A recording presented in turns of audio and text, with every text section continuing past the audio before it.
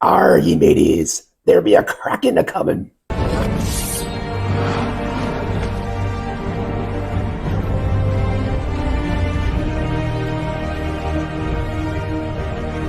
It's Kraken Week, where some of us YouTubers are coming together to present water and pirate-themed content.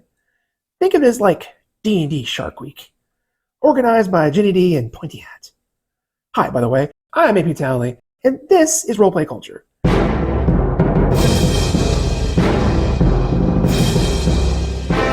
It's summertime, and maybe you want to run or play in an underwater, beachy, piratey kind of campaign. Sharks and pirates and pirate ships and krakens and lots of booty. But that can be a lot to set up and kind of complicated. Figuring out the rules for underwater combat, curating the right monster list, drafting a story, it's a lot. So that's why you have us here at RPC to get a little helping hand. We're going to come up with 5 sources for easy and quick watery related adventures from existing content so you don't have to do all the digging. And yes, there will be Krakens. Number 1, Princes of the Apocalypse. Let's be real. This is no one's favorite adventure campaign. But if you happen to have this book laying around, or know someone who does, brush that mountain of dust off it and crack it open. This adventure involves the Temple of Elemental Evil, which references the Greek elements, one of which is water. There are 2 parts of this book that you might find of use. The first is the Riverguard Keep, where you get to battle members of the Crushing Wave cult, who are also a group of marauding pirates. It is set on the shore of a river, so the approach could be by water, but this is more about fighting pirates. That's got to be the best pirate I've ever seen. So it would seem.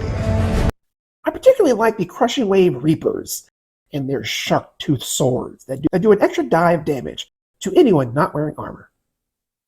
The other section of note is the Temple of the Crushing Wave, which is located underground. This complex has a series of canals and pools winding throughout. The canals are what we're interested in, because they have their own encounter table that you roll on once an hour, and on a d20, if you roll a 1 through 6, you run into something. Could be a pack of ghouls, or lizard folk, a couple of trolls, a giant octopus, or a freaking dragon turtle. You're level 7, by the way. Okay, enough of the Princes of Disappointment. Let's move on to number 2, Tomb of Annihilation. I know what you're thinking. What does a tomb have to do with underwater adventures? The answer is nothing. This adventure is about Indiana Jonesing your way through a jungle to get to a tomb to put the stop to a death curse. Galima. Galima. To get to the tomb, you have to adventure from the coast through an Amazon rainforest-like area. And just like the Amazon, it is riddled with rivers, streams, and tributaries. Most of the travel through the jungles of Cholt will be by river on a raft or in canoes. And this leads me to my first point. There are some good pieces of equipment introduced in this book. The player's handbook has a rowboat for 50 gold, and it can hold up to 4 creatures, but this book introduces the canoe, which is a bit slower than the rowboat, but it holds 6 creatures, and it's the same price. You also have handy things like insect repellent and a rain catcher for drinking water. Why not just drink the river water, you might ask? Well, that's because you will contract throat leeches, which sounds horrifying. They cause levels of exhaustion that can only be reduced by succeeding on a con save, and the only way to cure the disease is to reduce the exhaustion back to 0. That is until you drink the river water again. But the real fun is the side quest that has you dealing with the Pirates of Jahaka Anchorage, which just sounds really cool. There are 3 ships with crew and captain. You get a bounty for each ship you capture and return to Port Yenzaru, as well as for every pirate captain you capture and return as well. The anchorage is fortified and walled, not to protect them against you, no, to protect them against hordes of undead dinosaurs and undead dinosaurs. Should you make it past their defenses, either through the water itself or over the wall, then you have to deal with the crew, the captains, the ship, You have to figure out how to sail all that back to the port. But if you do manage to do all that, the Bay of Chult is guarded by a dragon turtle named Arameg. He demands tribute to be thrown overboard, so you're going to have to negotiate your way out of that one. Number 3, Storm King's Thunder. Wait, what do giants have to do with sea adventures? Well, there exist storm giants, which are mostly water-based. There are 2 parts of this book that are of concern. This adventure is trying to discover what has happened to the leader of the storm giants, and the giants in general, King Hekaton. There are a lot of paths you can take in the adventure, but you'll almost certainly end up in the Maelstrom, the ancestral seat of the storm giants, and try to make your way to Princess Sarissa and win her favor.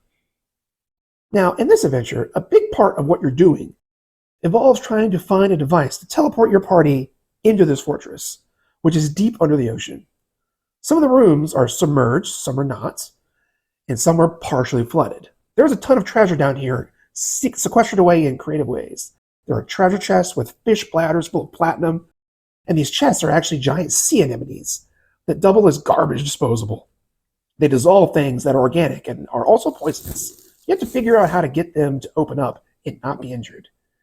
There are also giant clams, some of which have pearls. Some are valuable, some are really valuable, some double as pearls of power, and some are crystal balls. Throughout the complex, you'll find all kinds of water terrestrial creatures. Giants, of course, but also hunter sharks, hulking crabs, even killer whales that act as steeds for the storm giants. It's a pretty expansive underwater dungeon that doesn't even get into all the court intrigue going on between the storm giant sisters and their retinue. It's a lot. Now, the next part of this book that I think is worth playing is going to have some spoilers in it, so if you don't want spoilers from Storm King's Thunder, go now to Chapter 4. Caught in the Tentacles has us tracking down the Kraken Society, one of the villains of the story, and their ship, the Morkoth. A weird-looking squid ship, which is floating around the sea with a captured King Hekaton asleep and tied on the deck. There's a whole adventure and an investigation in multiple cities that leads you to the city of Yarder and into a gambling hall on a boat. After you interrogate the captain of that ship, something crushes his psyche and kills him. So it'll be up to the party's discretion to figure out how to approach the Morkoth. Airship, their own boat, underwater, whatever they come up with. They're about 9th level, so they'll have some resources at their disposal. Now, as for what's on the ship, for the most part, it's the usual fellows, thugs, cultists. There is an assassin, and the captain is an archmage, so it's not going to be an easy fight. After that is all over, you'll have to wake the king and then calm him down so he doesn't kill you all. And you better do it quick, because the thing that crushed that other captain's mind comes a-calling. And that thing is the Kraken Slockrethel, who is not just any Kraken, but a CR25 version that has legendary resistances and is a 20th level spellcaster. So yeah, you better run to convince the giant to run as well, or he did. Release the Kraken! Number 4, Ghosts of Saltmarsh. This entire anthology book is about sea-related adventures. It takes place in and around the town of Saltmarsh, which is typically located in the Greyhawk setting, but could be in any game, really. It's a pseudo-anthology, with some of the adventures being disconnected from each other, but there are a few that are part of an overarching story in dealing with the Sahuagin menace. These are all adventures from previous editions updated to 5th edition. One of the first things I really like about this book is the large catalog of different ships, like galleys, longships, and keelboats, that include floor plans of each of the ships, expansive statistics for them that include like hit points, armament, crew requirements. There was even a whole system for ship upgrades that include categories like hull upgrades, movement upgrades, weapon upgrades, figurehead upgrades, and other miscellaneous. Most of these are magical in nature, from having a living hull that will repair itself to arcane artillery that explodes. There's also more expanded rules for ship combat. There were some very creative NPC ships and crews as well that you could run into during random encounters. You have the Dreadnought, an ironclad warship. It's captained by a mad wizard donned in a power suit with a crew of animated armors and flying swords. There's also the Pale Prow, a tattered ship It always seems to sail under the fog, with a crew of vampires spawn, the elven vampire captain endlessly searching for a heart made of pearl, filled with a few drops of blood of his lost true love. A bunch of new backgrounds were introduced here, with the examples like the fisherman, shipwright, the marine, and the smuggler. There are a number of seafaring adventures to be had in the book, obviously, but there's one that I thought was particularly fun. The salvage operation has a young and naive entrepreneur converting his assets to deeds and promissory notes to be shipped to his new venture, only for the ship to be lost at sea. This ship finds an island to resupply, only to be overrun by a bunch of Loth cultists. It is later spotted as a ghost ship, and the businessman dispatches you, the adventurers, to retrieve his fortune for a cut of the prize. You sail to the derelict ship, fight your way through spiders and swarms and half-orcs, only then to get ambushed in a partially flooded hole by ghouls that can swim. And if that wasn't difficult enough, the ship comes under attack by an elder giant octopus that starts pulling it beneath the waves. And you have to carry this heavy freaking box, and the lower your strength score, the slower you have to move with it. You have 2 minutes or 20 rounds to get off the ship, with each round presenting some new obstacle, like the ship tilting and forcing you to make deck saves or fall. Yeah, it's harrowing, but fun. Now, our next entry is going to be a little different. A little less D&D and something to more take inspiration from. And of course, I'm talking about number 5, pirates.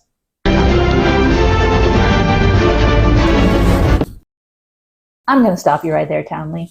Don't get me wrong. Everybody loves Captain Jack Sparrow, but he's been done to death. Instead, let's look at a different one. The Pirates of Dark Water. For those of you who missed the early 90s, Pirates of Darkwater was one of those iconic Saturday morning cartoons that understood its audience. Originally airing in 1991 and only running for 21 episodes across 2 seasons, this show was full of interesting characters, fascinating world building, complex story elements, and of course, foxy pirates. Snack. It's no wonder the show has a cult following even to this day. One of the great things to come out of this loyal fan base is a ttrpg by Leah S. Agosta, set in the world, complete with lineages, character builds, and monsters. Best of all, it's free, link in the description.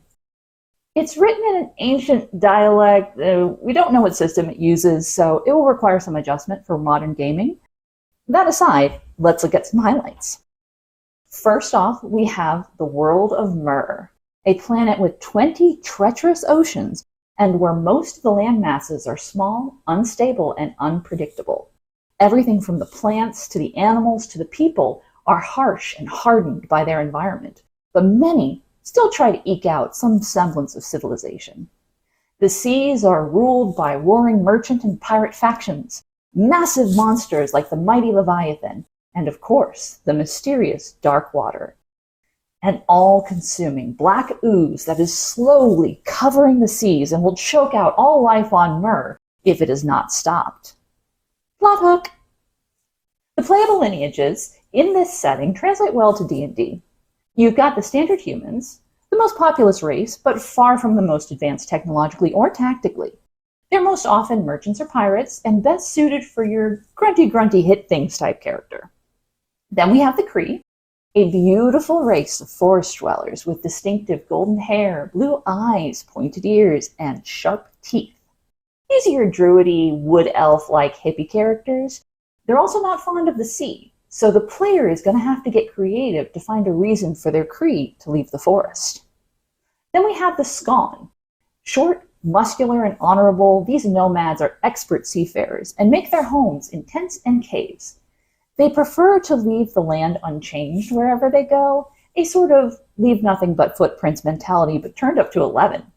These guys are like conservationist dwarves and can be your paladin, your cleric types, but they fit well for any lawful or lawful good character. Last, we have the Antari. They're the polar opposites of the Skawn. 7-foot-tall, svelte albinos, their society constructed vast cities by hollowing out mountains. They're expert craftsmen and they mostly keep to themselves. They're also expert seafarers, but be careful putting them on a ship with a scone. They are sworn enemies and will fight to the death on sight. After picking your lineage, you can flesh out your character with some unique skill sets. For example, breath control for swimming long distances, because, 20 oceans. This skill is based on time rather than movement speed, and starts at 3 minutes for every point of proficiency bonus. Next, we have lip reading. This lets you read the lips of any creature within line of sight, assuming, of course, you know the language they're speaking. Or, if you're the tactical type, the sapping skill grants you the engineering knowledge to construct tunnels, trenches, and ditches, and lead mining and counter-mining operations. Great character for a siege. If you're into playing a magic user, this game introduces the Ecomancer. Playing strictly by Mer rules, Ecomancers are the only magic users in the world. Their source of magic is a network of invisible ley lines throughout the world, so no spell materials are needed, and only verbal components are necessary. They have access to all arcane spells, but in trade-off, they have absolutely no weapon proficiencies at level 1. Now, they can learn to use melee weapons through training, but they can never use ranged weapons. Though personally, I would make an exception and give them a simple ranged weapon like a bolo, just to be fair. There's a lot more to this setting, from weapons like the grub crossbow and the octopucker. There's pirate ship stats. There's a 106-page unique monster manual, so go on and give it a read before planning your next aquatic adventure. Oh, God. Where was I? It all went black there for a minute. What'd I miss? Oh, I guess we're done then, huh? Be sure to subscribe, ring the bell, smash that like button. Tell us in the comments below what crazy things you can think of for Kraken Week. Check out our other videos over here, and I'll see you in the parlor.